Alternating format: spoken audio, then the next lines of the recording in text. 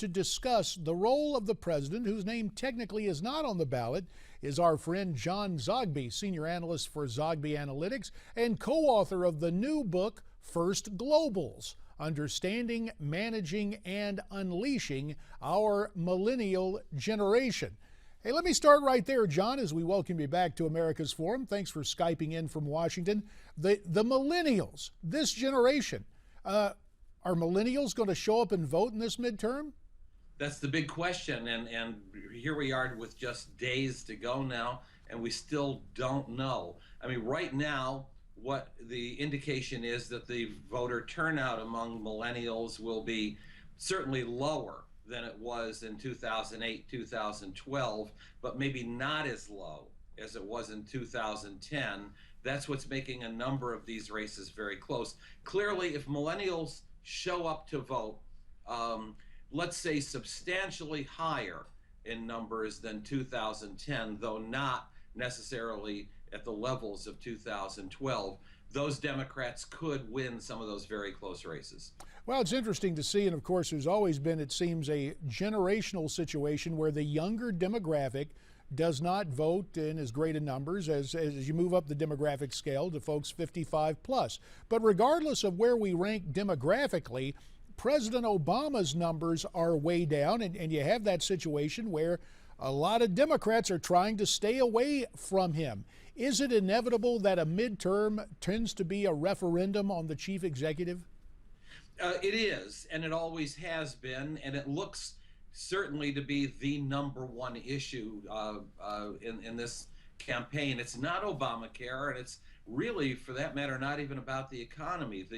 The top issue appears to be national security, and under that umbrella, is both the crisis in the Middle East, foreign policy, including Ukraine, and of course the Ebola virus as well, and that is at the doorstep of the Oval Office. And as we look at the upcoming midterms, let's move out west for one Senate race that intrigues me. That would be in Colorado.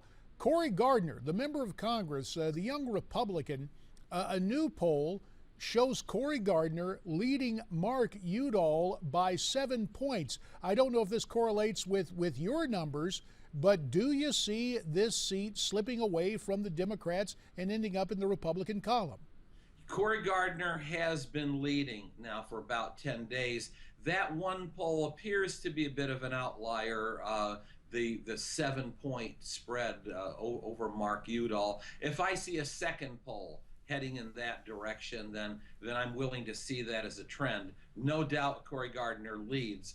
Warning to your viewers, however, Michael Bennet, the Democrat, was down in 2010, 4 years ago, and consistently down throughout the pre-election day period, and there was a huge turnout of Hispanic voters on election day. There was a great, what we call in the business, pull that brought Hispanic voters out in large numbers, and over 80% of them voted for Michael Bennet, which put him over the top. That's why I'm a little hesitant to connect with that 7-point spread. I think it's a lot closer. Fair enough. Have about a minute remaining in this segment, John Zogby, and we're going to get back to some other races, some gubernatorial races. But again, as you mentioned, Colorado a couple of years ago, it comes down to turnout. We're hearing that a lot of Hispanic voters claim they're going to stay away from the polls because they're upset with President Obama for his failure to come up with amnesty. That's what I call it. Others call it comprehensive immigration reform.